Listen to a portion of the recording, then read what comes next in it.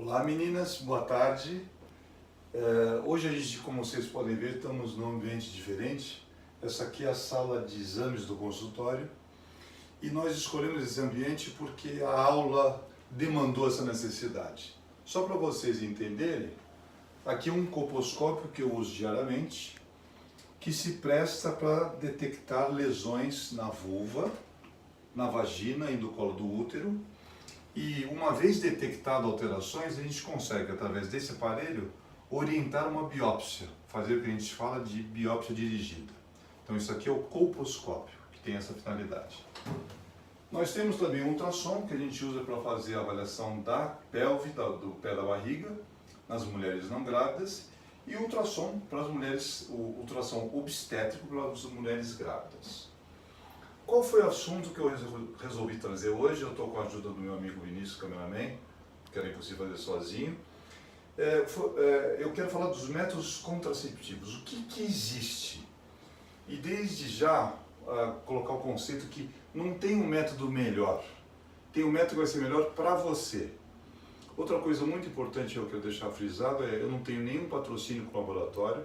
Eu coloquei aqui os métodos que eu consegui achar na farmácia, que são os mais comuns, mas obviamente tem várias outras marcas, então deixar isso bem claro.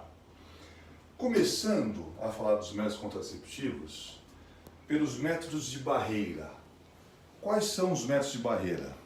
Então, como vocês podem ver, nós temos o diafragma, que ele é um capuz, associa-se ao mesmo espermicida, que é um creme, e ele tem que, imaginando isso ser o colo do útero, cobrir mecanicamente o colo do útero.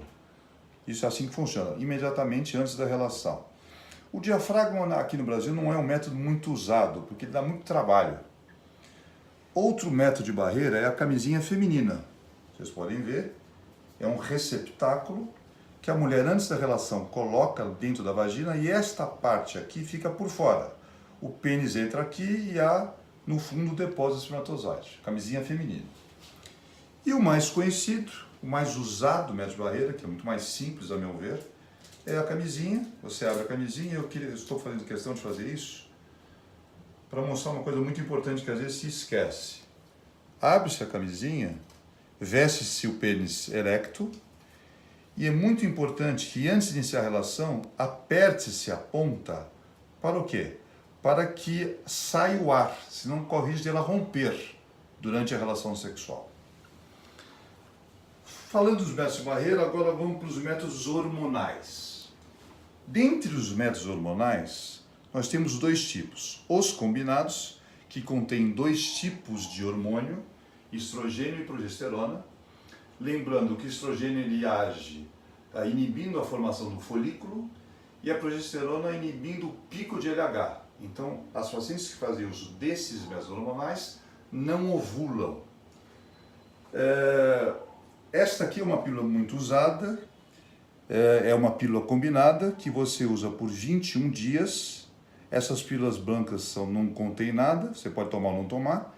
Faz uma pausa de 7 dias e começa uma nova cartela no 8º dia. Então essa é uma pílula combinada. Esta é uma outra pílula que só contém progesterona. Então a paciente também tem ciclo anovulatório, mas ela só contém um tipo de hormônio. Aonde ela é muito usada? No pós-parto, no puerpério. Porque se eu usar no puerpério uma pílula combinada, o que acontece? O estrogênio inibe a produção do leite. Então nós fazemos comumente uso deste tipo de pílula. Uma pílula com só hormônio que é a progesterona. Outro método combinado é o injetável mensal, que tem os dois hormônios. Então aplica-se intramuscular, uma vez por mês, a injeção. O outro método é o método transdérmico, que contém dois tipos também de hormônio, estrogênio e progesterona, que a paciente cola uma vez por semana. Então ela cola na semana 1, 2 e 3, faz a pausa na 4ª semana, fica sem nada, onde se acontece o que a gente chama de sangramento de privação. Quem está usando contraceptivo, a gente não fala que menstrua. O termo correto é sangramento de privação. O sangramento passa a ser controlado pelo método contraceptivo. Então o EVA ele é muito prático, por ser uma vez por semana, e a paciente coloca onde? Na região da virilha, coberto, ou em países Estados Unidos, por exemplo, que tem um frio muito mais intenso que o nosso, elas colocam nas costas. O importante é dizer que ele não pode ser exposto ao sol. O último método que eu queria colocar é o injetável trimestral, que contém um tipo de hormônio só, que é a progesterona, usado para casos especiais, pacientes que têm comorbidades, doenças.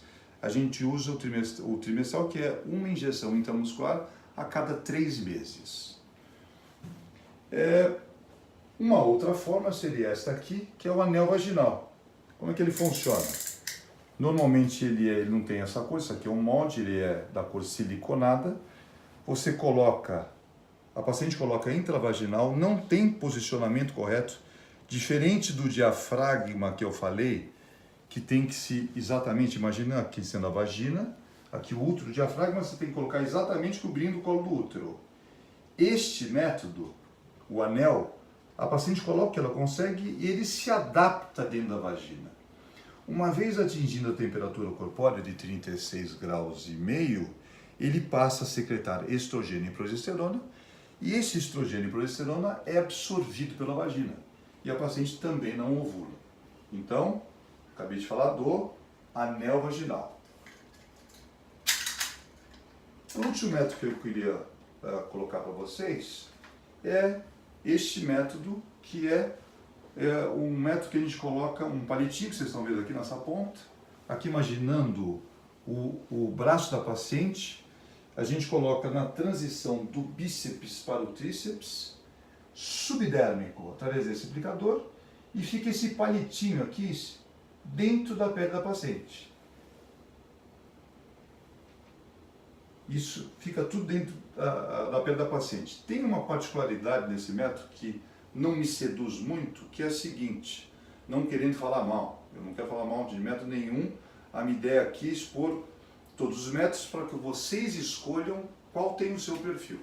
Mas um problema desse método é na hora da retirada, 4 anos após, você tem que, para inserir, você tem que fazer uma anestesia local, fazer um corte para poder colocar subdérmico. Para retirar uma anestesia e puxá-lo.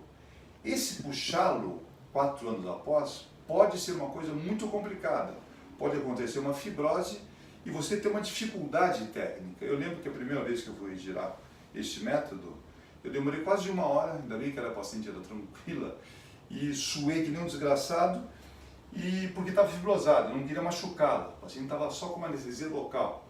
Ainda bem que a paciente me ajudou. Então esses eram os métodos hormonais que eu queria colocar para vocês. Passando para outra forma, são os métodos intrauterinos. O DIU de cobre, que é esse que eu vou abrir, para vocês verem a diferença, e o DIU medicado. Então o DIU de cobre, ele tem uma diferença na sua forma que eu queria mostrar para vocês. Então, vamos mostrar o DIU de cobre aqui. Isso aqui vocês vão imaginar como sendo uma cavidade uterina, e o DIU medicado com levonorgestrel, que é um tipo de progesterona. Este DIU aqui, vou começar a falar dele, nesse anel que vocês podem ver, ele é branco, ele tem essa progesterona que chama-se levonorgestrel. Qual é o mecanismo de ação do DIU? O DIU, esse DIU, ele atrofia o endométrio, que é essa parte interna do útero, imagina o útero cortado ao meio, ele torna o muco cervical hostil à ascensão do espermatozoide. Então ele mata o espermatozoide aqui, impedindo a fertilização, e também, por tornar o endométrio atrófico, a nidação de um eventual ovo. O DIU de cobre, vocês estão vendo aqui que tem uma espiral aí, isso aqui é cobre. Ele não contém hormônio como esse DIU. E tem um problema que vocês não gostam. Quando vocês optam por este método, que é muito eficaz em termos de contracepção, acontece que a menstruação ela fica mais exuberante. O cobre provoca uma reação inflamatória no endométrio e faz com que a paciente sangre mais. Então isso é um efeito que normalmente vocês não gostam. Este DIU tem a vantagem de, pela atrofia, pelo afinamento que ele provoca na pele interna do útero, 60% a 70% das mulheres sequer menstruam. Geralmente é um efeito que vocês gostam muito. E por fim, os métodos definitivos, que são a laqueadura e a vasectomia. Eu queria fazer uma colocação com relação à laqueadura e à vasectomia, que é a seguinte: é muito importante que o casal, o homem e a mulher que vai partir por essa linha definitiva, tenha absoluta convicção que não quer mais filho. Por que eu digo isso? A primeira causa de procura do ambulatório de infertilidade do hospital que eu trabalho é arrependimento de laqueadura. E por que isso se verifica? A mulher muda de parceiro e o parceiro atual quer um novo filho. Isso pode acontecer com um homem que fez vasectomia. Ele se separa, casa com uma outra mulher que não tem filhos e quer um filho. Então, os métodos definitivos costumam ser usados como exceção, precisa se pensar muito, precisa ter maturidade. A lei permite o seguinte: casal com 2 filhos, acima de 25 anos, que tome a decisão 2 meses antes do parto, tem direito a fazer tanto vasectomia como laqueadura. Mas tem que pensar demais, porque é muito chato você submeter-se a um método desse e se arrepender. A reversão de um método desse, o sucesso de reversão é péssimo, é muito ruim. Exposto os métodos contraceptivos, eu queria falar de algumas particularidades. Primeira delas, como eu disse lá no início: doutor, eu vim aqui, qual que é o melhor método para mim? Vai depender de vários fatores. Por exemplo, uma adolescente que vai começar a vida sexual, nós normalmente aconselhamos que ela use uma pílula contraceptiva junto com a camisinha. Tem que usar a camisinha. Por quê? Porque na adolescência, o que acontece? Ocorre muito troca, mudança de parceiro. Então, se você não tem a camisinha, o que acontece? Você está protegida da contracepção, mas você pega a doença de transmissão sexual. Então, para jovem, a gente, assim, explica a importância dos 2 métodos. Mas eu não me dou bem com a pílula, eu passei mal, quero usar só a camisinha. Colocar tudo na conta da camisinha é muito complicado, pode romper, você vai ter estresse. Então, é importante, por vezes nós orientamos os 2 métodos. Paciente que está com uma vida sexual monogâmica, casada ou juntada, sei lá o quê, ela pode prescindir do uso do preservativo, ficar só com a pílula. Bom, eu não me dei bem com um tipo de pílula, você vai tentar outra, tem vários tipos. Uma atleta, por exemplo, de alta performance, que não pode ficar menstruando toda hora, ela pode usar o injetável trimestral, que ela não vai menstruar. O problema do injetável trimestral, o que pode acontecer? Ela pode demorar 1 ano para resgatar a fertilidade. Então, tudo precisa ser usado com muito critério. Eu falei desse método aqui, o subdérmico. Tem um problema, você faz um corte na pele, você coloca o método, suponhamos que ela começa a ter 3 meses após spotting. O que é spotting? É o sangramento fora de hora. Você colocou um negócio, você tem que cortar a pele de novo, tirar. Então a gente precisa pensar muito bem. Primeiro precisa ter uma explanação, como eu fiz, de tudo que existe no mercado, e a paciente parar e pensar um pouquinho, o que vai ser melhor para mim? Não tem receita de bolo, não tem melhor método. Tem, como eu já disse, o melhor método para você. Falando do DIU, o DIU normalmente, principalmente de cobre, nós fazemos a inserção do mesmo, a colocação do mesmo no consultório.